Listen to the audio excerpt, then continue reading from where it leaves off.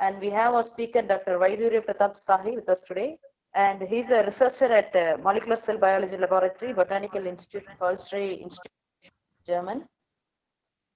Hailing from traditional agricultural family, he completed his B.Sc Agriculture at Sam Higginbottom University, and he pursued his master's in Tamil Nadu Agricultural University, and he did his PhD from in molecular biology at Ehime University, Japan in 2012.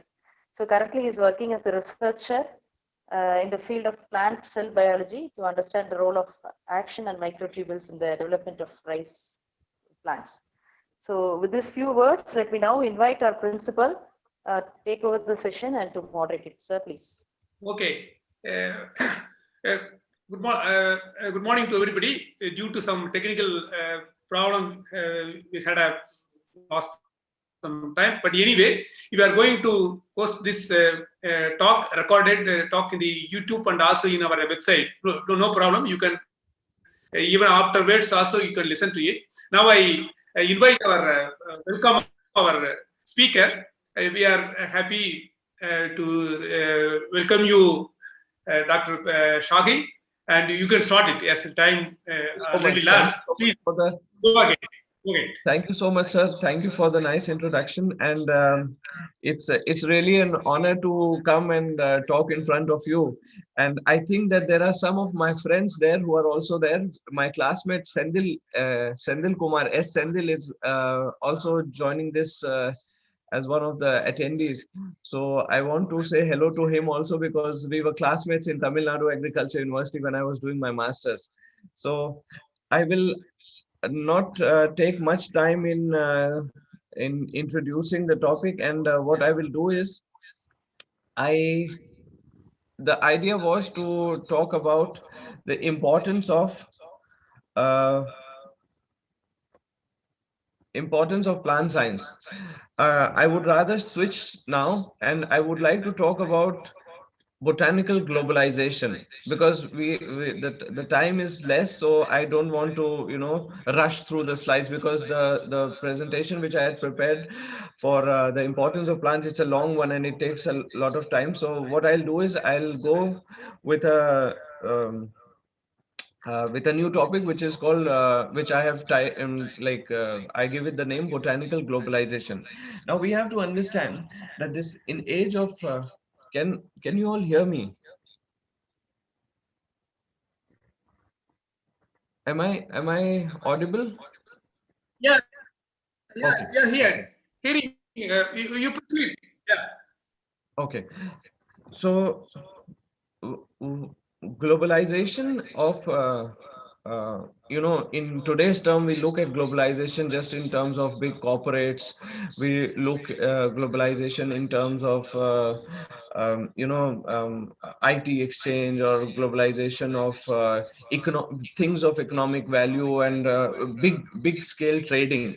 But globalization has been happening, and India has played an important role since ancient times, and specifically South India.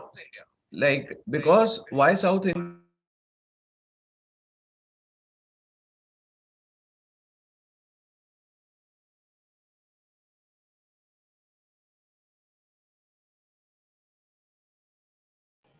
Sir, please unmute, sir.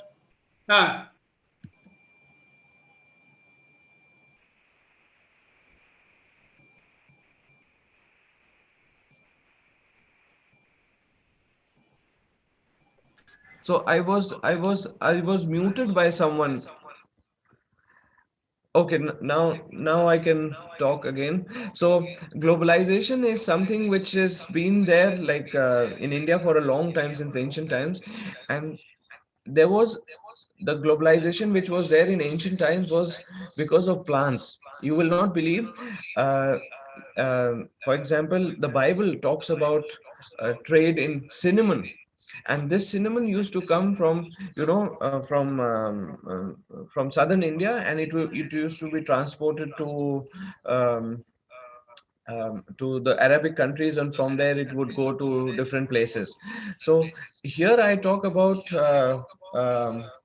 two plants. One is Moringa, which is drumsticks, and the other is Tulsi. So we all know drumsticks. Drumsticks is very important because we all eat it. It's sambar.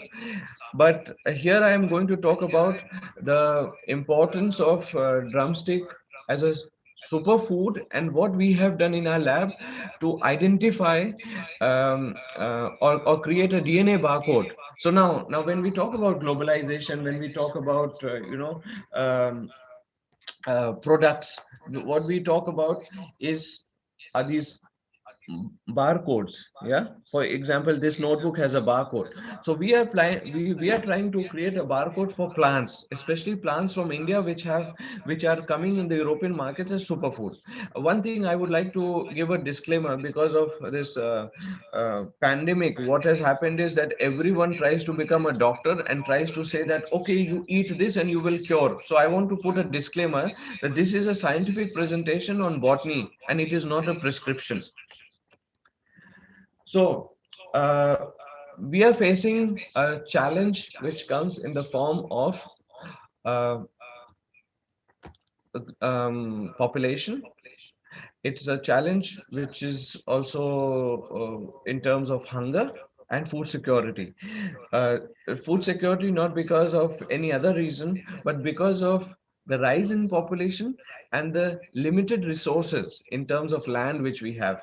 We cannot keep cutting down forests because that's not ecologically good and not sustainable. So there are some sustainable goals of the United Nations and the Food and Agriculture Organization.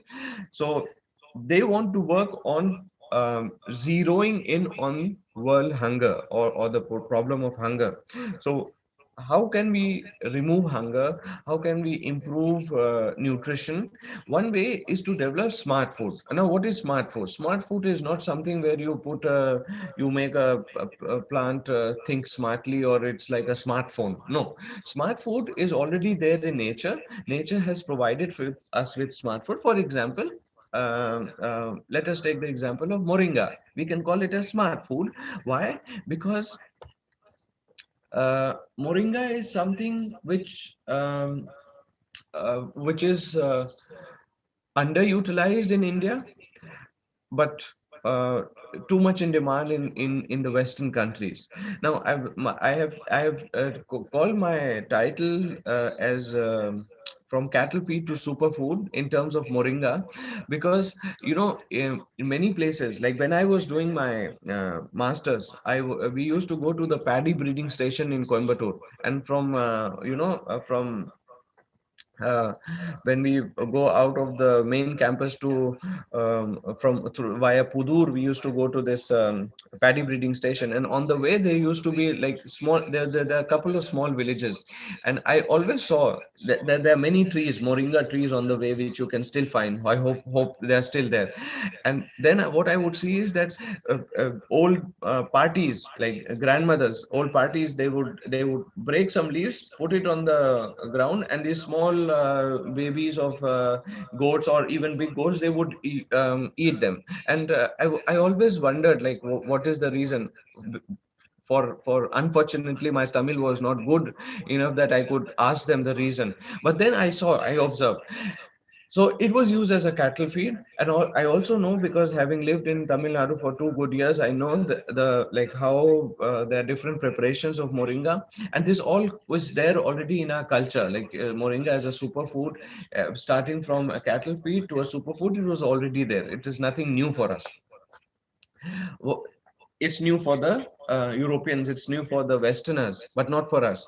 So the idea here is we wanted to look into the botany of it and to understand what is the importance. Because why? Because there are this Moringa oleifera, which comes from India, which is the drumstick which we eat in India. It belongs to the family of Moringaceae, and this Moringaceae family, it has 13, there are 13 species of moringa. So for example, if you can see here in the phylogenetic tree which is given here, there's Moringa drohardi, Moringa hildebrandi, Moringa stenopetala, Moringa ovalifolia, Moringa concanensis, Moringa oleifera, Moringa peregrina, Moringa arbori, reve, pygmea, borzinia, risponia, and longituba. So these are from Africa, and concanensis, oleifera, and pergenia are from Asia. So, and then of course these are the other types, and these are based on not just on the genetic their genetic um, coding is different, so they have a different genetic makeup. And here also based on the farm on the flowers, because here the ones which are on the left hand side of this dotted line have an actinomorphic flowers, and on the other side they have a zygomorphic flower type. So this is in general the classification of moringa. And what we wanted to do was we wanted to see the differences, and because the whole idea here is to make a DNA barcode. And why a DNA barcode? I'll come to that later. But to make a DNA barcode, we need to understand how they are related. So that's why we were like interested to study the phylogenetic tree. And we also not just based on the genetic makeup of the species, but also on we try to look at the morphological characteristics which define Moringa oleifera or Moringa stenopetala, or the different species of Moringa. So now, just to start and to introduce Moringa. So the etymology of Moringa in Tamil, it's called Murungai, and which maybe someone can correct me, Professor Venkatachalam, if you can correct me. Does it mean twisted pot? Because this is what I read. Because the roots of Moringai comes from twisted pot. So, for example, in Hindi, it's called Sahijan or Munga. In English, there are different names for it. Some of it, some people call it horseradish tree. Some people call it drumstick tree. It's also called benoil tree, and the most common is moringa. In German, it's called Behenbaum, and in Arabic language, it's called Alim or Halim, and in Ethiopia, it's called Shifrao. So that's etymological, the different names of moringa in different languages. Now, the distribution, as you can see here in this map. So there are two regions where moringa is where moringa comes from, or is distributed. One is Asia, where Moringa concanensis and Moringa oleifera are found in India. Moringa peregrina is found in the Arab Peninsula, and the other moringas are from Africa, and of course the mainland Africa and the main continent, continental Africa, as well as Madagascar. So this is the and probably you know how India came out of Africa. Uh, I have a question. Can we interact in this discussion, or is it one way? The host, can you tell me? Can I interact with the students?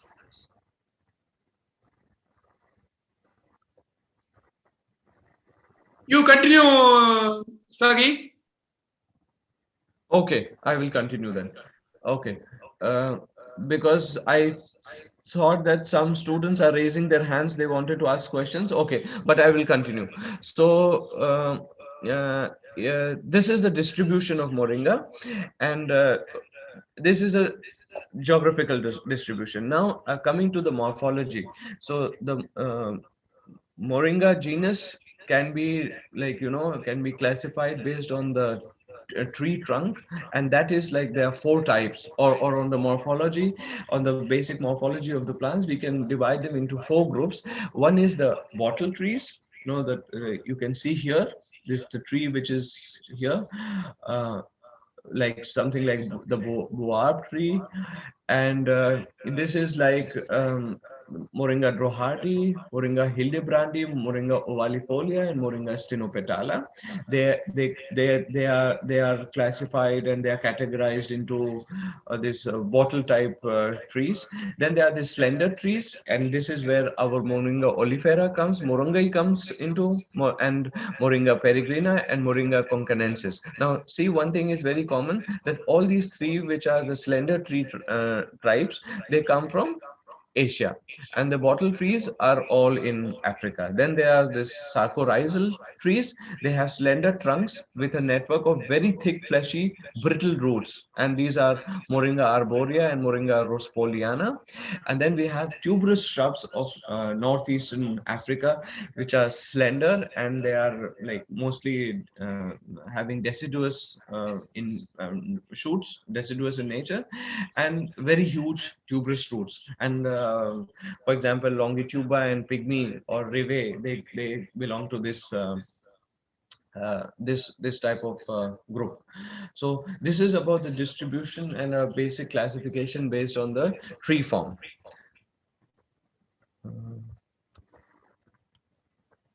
Now, the importance of moringa.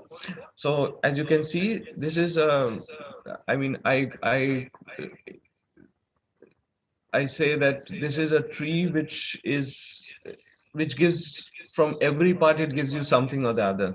Like for example, you can see here in this, of course, the pods are used as medicine and sometimes also as food. The leaves are important because they form they also provide food. They're used in medicine, and also there are studies which say that they are full of phytochemicals which can be used against insects and fungi. So they can be used as fungicides or natural pesticides also. And they are definitely used as animal feed. The seeds are used as edible oil. The oil is also used for making products in the cosmetic industry. The seeds are also used to feed animals, and also in some countries, especially in Africa, there's a tradition that they use the seeds to purify water. Now, coming to the flowers are used for medicine. They have antiviral properties. This is, I mean, this is not scientifically proven, but people say that. And it's also used as a tea, as a health drink, as a tea health drink, or or like tea infusion. And the roots, the bark, and the gum are also used for medicine. And this plant is used as alley cropping, like to put it in on the buns, and it can break the wind also. So it's one of those crops which is very beneficial in agroforestry also, not because of the wood as such, but because of these different products which it provides. So that's a general introduction about the plant. So now some things which are very interesting, and I mean, we eat a lot of moringa. In Germany, for example, people eat moringa powder every day. They mix it in water and they drink in the morning or in the evenings, and it's a superfood here. So generally, if you ask me what a superfood is, so I have a very simple definition of a superfood, that if you go to a supermarket or a normal superstore, and anything which is too expensive is supermarket. That's my definition, because this is I mean, this is something which comes out of a very this is how capitalism works, because they try to sell everything in a very nice package and take a lot of money. And one thing which is very unfortunate, and I'll talk about it later, is how the distribution of moringa overlaps with the distribution of malnutrition in the world. Anyhow, coming to the topic, so for example, moringa is 25 times more rich in iron than spinach. It has more calcium than milk. It has more polyphenols than red wine, because many people take red wine for the polyphenols. It has more beta carotenes than the carrot, and it has more proteins than eggs. So can you imagine that a super plant, a super tree, I call it super tree not for economic reasons, but for the benefits it gives, is rich in so many things, but it is so underutilized in India. And on the other hand, it is so popular as a superfood in Germany or in the European Union that you go to any market and you'll find some products of superfood, and they are quite expensive. They're not as cheap as a person, a small boy or an old woman plucking it from the tree and giving it to the goats. No, it's pretty expensive here. So I just I did not get I cannot read Tamil, so I'm just sharing this pictures, old pictures of some books which talk about the um, use of moringa in even in Ayurveda. Like for example, it's mentioned in the Ayurveda that moringa fruit has therapeutic uses, as in cold, cough, and even in skin diseases. If you have a rash and you put moringa powder or a moringa paste, it helps a lot. And similarly, the moringa flowers are mentioned specifically to have effects on problems of the stomach, or nervous problems, or even the problems of the eyes. So especially when people have when the eyes are swollen, or people have conjunctivitis, they say to put the juice of moringa flower, and it helps. It's again, I say that this is not a prescription. These are things which I'm just quoting from old references. That was about humans. Now, I was reading a book on elephants and their diseases, and you'll be surprised that I have marked it in green box here.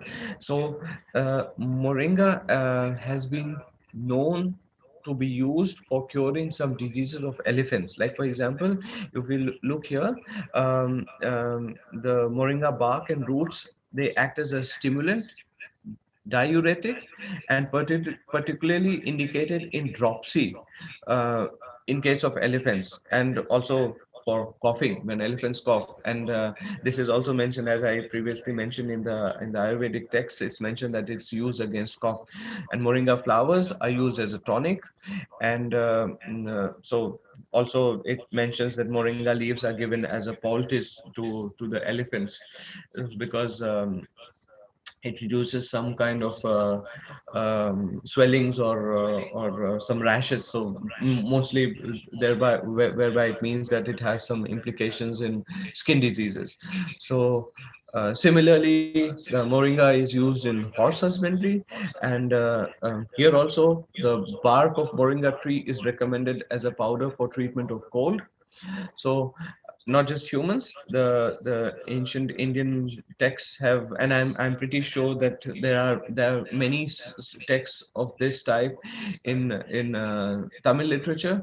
Unfortunately, I cannot read it, and that's why I could not procure it. So if someone can do that, it will be great, because that's something which we need to document. Because one thing where through this talk, I also want to say that what we are lacking in India is that our real science is not being properly documented. Like we talk a lot about scientific things which are not scientific, but the real scientific things are not documented, and this is where the West is very advanced. Even China, for example, is very advanced. They have proper documentations. So if someone can help me to get some old literature, Tamil literature or Tamil scriptures, where they mention the usage of moringa or the moringa, I'll be very grateful. And now that was about ancient Indian texts, where they talk about moringa as a therapeutic in veterinary, um, for veterinary purposes and for animal husbandry. Now in Europe, you have special moringa feeds which are given to horses, dogs, cows, chicken, pig, sheep, and all animals, and they are good. They're good for the health, and also for dairy. It has been claimed that it improves the dairy, the dairy production. So Moringa has a market in cattle feed also in the Western countries. And now this is the range of things, just a small range of things which we get in the supermarket. So for example, you get more, like if you look here, Alnatura is a bio company, an organic company, and it sells Moringa tea. So similarly, we have Moringa ginger tea, Moringa normal Moringa tree, Moringa apple tree, and so many other things. And people take it. And then there are powders, then there are leaves. So people take it in their daily life. There are even capsules. You can see here. This is a capsule. So this is a very common trend now in Europe. People take it for as supplements. They take it for it's for holistic health approaches. So it's a very common thing. Now with common things, there has to be a logic. So here there's a review by Gopalakrishnan and co-workers from 2016, which talks about the different medicinal uses, the nutritive properties, and also the suggestions of the different parts of the tree, like which I mentioned earlier. So for example, as I mentioned earlier, it is good for treating cold and cough which are related to lungs. So for example, here they say that moringa leaves can treat asthma.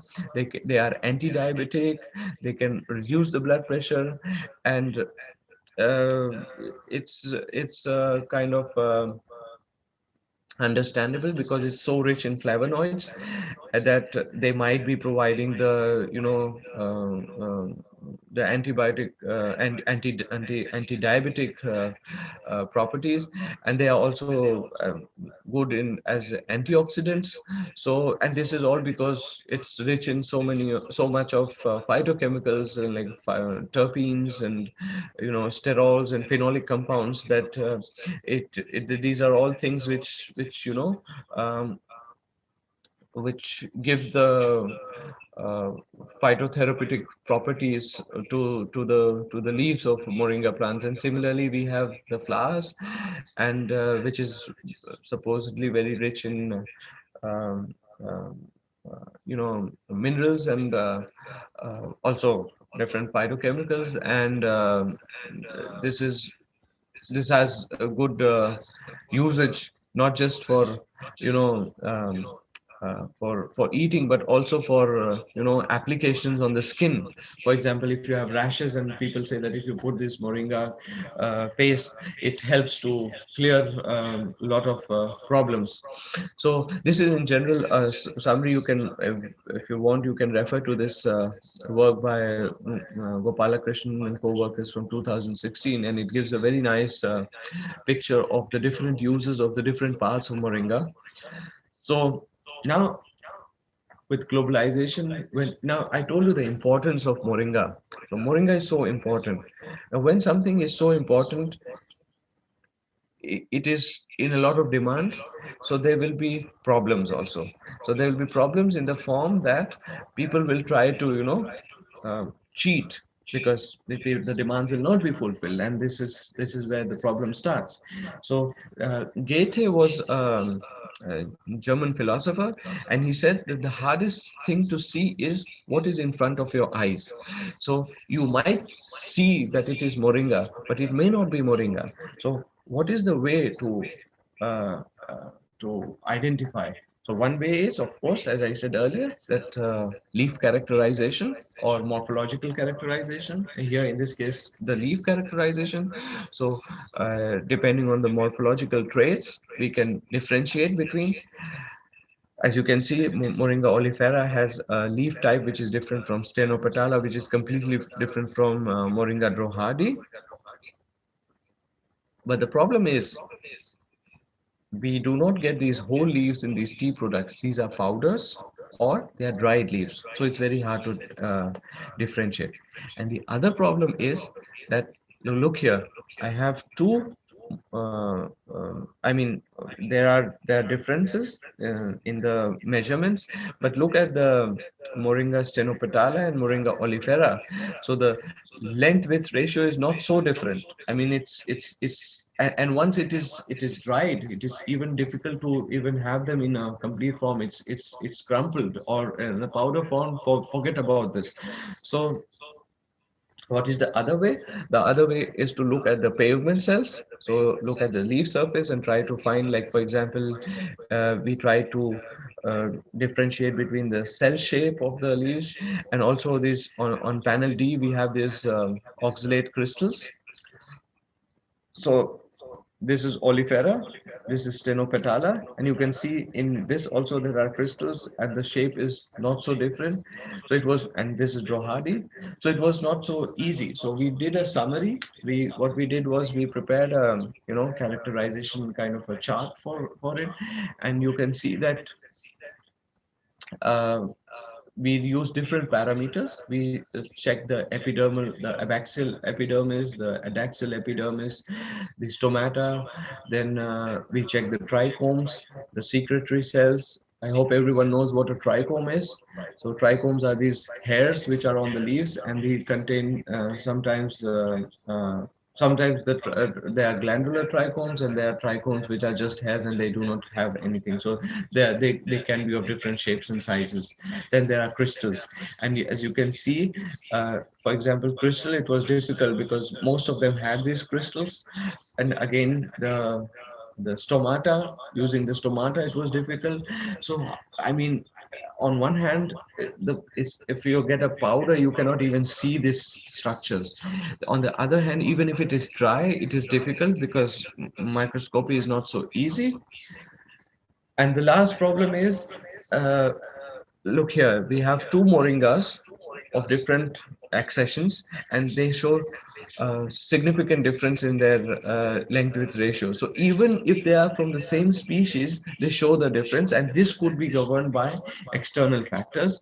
It could be because of the climatic conditions in which they have grown. It could be because of pathogen attack, for example, maybe, or different external factors can influence the morphology of the leaf. So it's um, it's difficult. I mean, it's not easy to uh, judge. Okay, for example, I get a tea, a moringa tea from some XYZ company, and I want to say that, okay, this tea, whether it's really Moringa oleifera or our morangai from Tamil Nadu, we cannot say that because it's first thing, it's in a dry form, sometimes it's in powdered form. So how do we test them? So we go for molecular authentication. Now, as I said in the beginning, for any product, we have a barcode.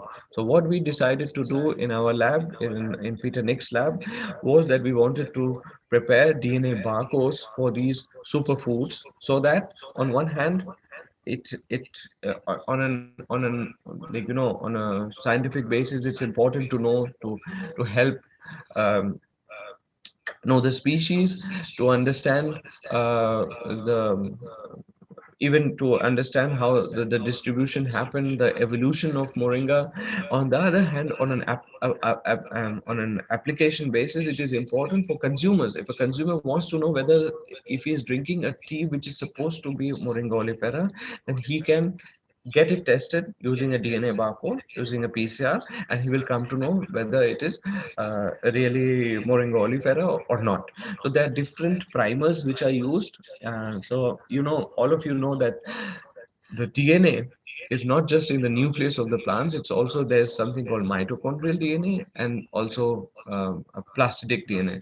So they're different, and these are used for characterization, for for knowing the species, because these are very good markers, because they are very conserved markers. So we one can, of course, read about the details of these markers in Chen and co-workers. They have written a very nice paper in 2010. So you can refer to that, and that gives a very good idea to understand how these basic identification markers work. So now what we did was we used PSBAT RNH marker, we used ITS, we used uh, these are we use PSBAT RNH, we use ITS, which is a nuclear marker, and then we also have RBCL and YCF markers. And what we found was that using this arms primers from this PSBAT and marker, what we did was we found we could make a we could clearly differentiate between African and the Asian moringa. So now, why is it important? From a commercial point of view, from a trade point of view, it is important because people can say that okay, if African, there are big farms in Africa, they can import their Moringa stenopetala or their ovalifolia or drohardi or whatever into the European market, claiming it to be Moringa oleifera. So that's not. I mean, that would not be correct. So we needed to differentiate between the Asian and the African.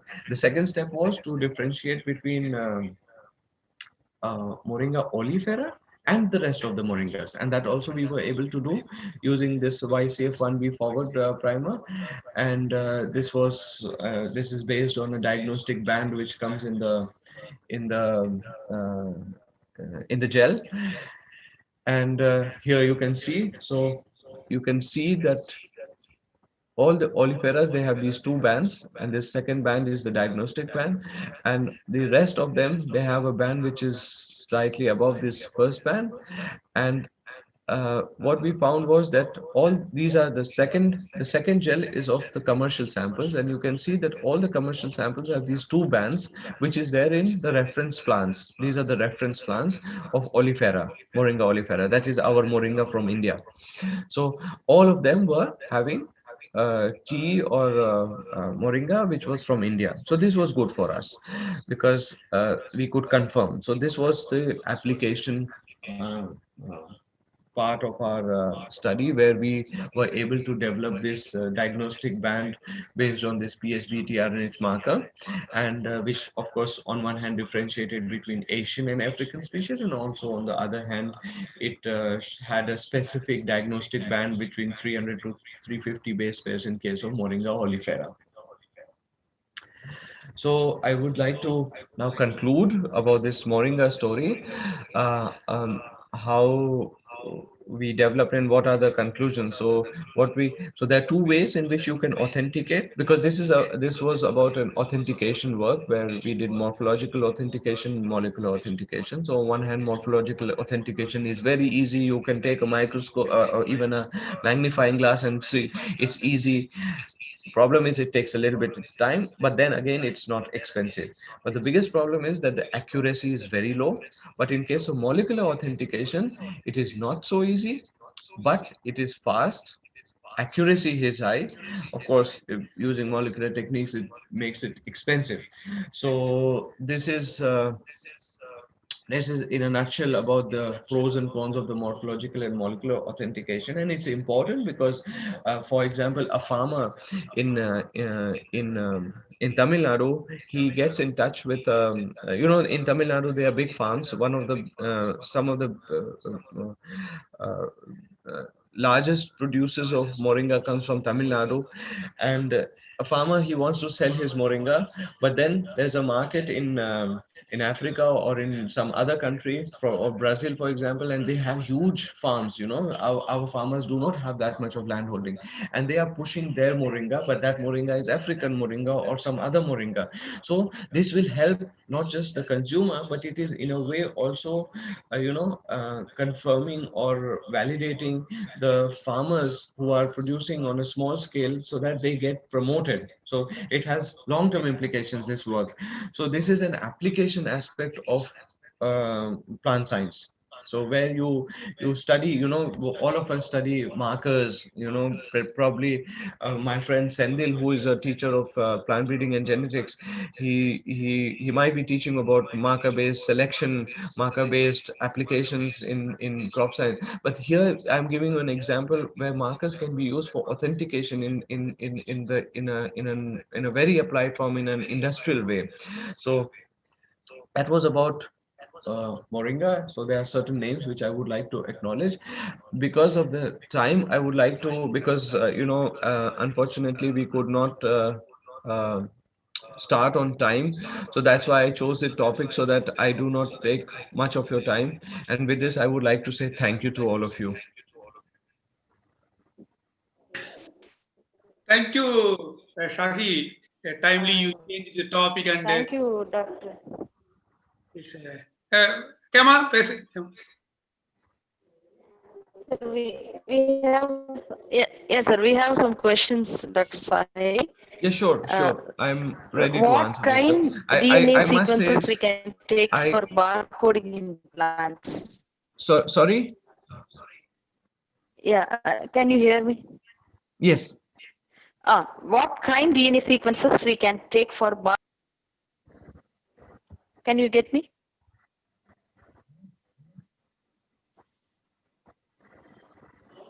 What kind Yes. DNA sequences we can take? Genomic DNA. Genomic. I think it's from Siva. Hello, Siva. Yes, Yeah. Siva was my junior when I was doing my masters in TNAU Coimbatore. So s- yes, you can.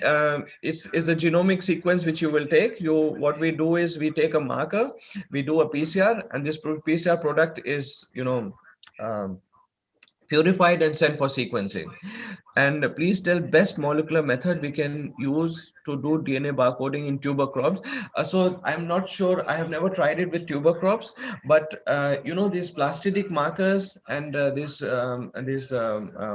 ITS markers are very good for differentiating between different tuber crops, especially with this sweet potato. We have different types of sweet potato, so one can you should start with this PSB tRNH, or go for an arms based method, how to say, arms based primers. So that will be very helpful. So yeah. And then there's a message from Fatima. Oh, thank you. uh, yeah, so are there any other questions? I seriously, there's one thing which I really wanted to talk about today, was the importance of plant science. And maybe I will request Professor Venkatachalam to please invite me once more, because that is something which will be very useful for Yeah, the that's all. students. Participants, And if you have any questions, Kema. sir. Sir, questions are sir. Okay, Shahi, we will fix another date also for talking about the importance of plant. Actually, plant science is very important. I am also working mostly on biomass and also fossil fuels, all from biomass. So, and also yes, we are getting oxygen from plants, entire feed and also our shelter, everything is from plant. Food, feed, right, and fuel. right, Everything right. is from plant. So that's why I selected this one immediately. Anyway, due to some technical labs, we are not able to hear you the topic we selected. Anyway, it is also very important. Nowadays, people are started cultivating Muruga largely, even in our native Sir, place. sir, Most people are doing Muruga cultivation, and largely they are exporting to foreign countries. That is very Yes. important. sir, That's also, it's very nice to change the topic, and also it's very sir, useful to our students. before winding up, sir, Hello. sir, No, excuse me, sir. index Sir, excuse geographical me, sir. indication cannot be applied to this, because olifera, I mean, yes, Moringa olifera geographical indication can be applied, but it can be applied for whole India, because the distribution is from north to to south. So there's not a specific reason. Like, for example, Moringa peregrina, that grows only in the Middle East. So for that Middle East geographical indication can be applied.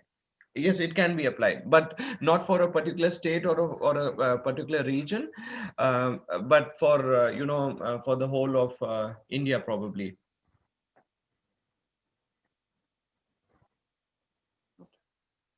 Sir, before winding up, I have one announcement for the participants. Certificate generation link has been sent in the chat box. You please kindly generate the certificates. Okay. Sir, and one more question. Is there any nutritional difference between annual and perennial moringa? Is the question. Sorry? One more question. Any nutritional differences between annual moringa and perennial moringa? I mean, I have not read that. I mean, I am not aware of it because I don't think there should be much of a nutritional difference. Of course, there will be difference. I'll tell you, the difference can be because of the, the phytochemicals which are produced in the plants are in response to, they do not, the plants do not make these phytochemicals for us. They make it for themselves. We use it as a medicine or whatever purpose we use it for. So these are response against different stresses, biotic or abiotic stresses. So for example, the phenylpropanoic pathway is triggered when there is drought, for example, and that produces a lot of other things. So yes, if in a region, for example, if a moringa is growing in Tamil Nadu, if it's growing somewhere near Coimbatore, it might be different from how it would be growing near Vellore, because the temperature differences might be different, and the humidity is different, and the effect of the Western Ghats in Coimbatore would have some. Or for example, in Madhya Pradesh, it's a dry region, so there can be difference in the, but not a very. I mean, I wouldn't say that it would be to a level where it might be significant. But this is something which one needs to study in on an experimental basis to come to a conclusion. Okay. Thank you. Emma? Thank you, Sahi. Sir. Thank you. And Dr. All Venkatesalam sir, this moringa in Germany, I know some people, they get it from near Salem and Erode. That area produces a lot of moringa. Yeah, in Europe itself, there is one company. They are making it a powder and they are exporting it to different countries. Now they are propagating, even the farmers, producers, organizations, they are selected a lot of areas. That's very specific to the Mulanur and Tarapuram area.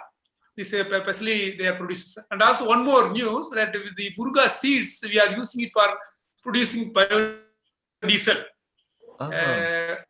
Yeah, it's a very peculiar one. It's a lot. Yeah, and also we use it as a lubricant also. There's one thing which we need to think philosophically, and with this I would like to end. You imagine, moringa grows, the distribution of moringa is in Africa and in India. Moringa is so rich in as a superfood, nutrition and everything. Now imagine the map of distribution of malnutrition. This is in Africa and India. I fail to understand why moringa is being sold in countries where there's no malnutrition, while we in India are not using it in our policy making, like midday meals or other things. So it's something which needs to be thought about. Definitely. Actually, we are promoting nutrition coordination in schools. Actually, we are recommending moringa, agati, and papaya.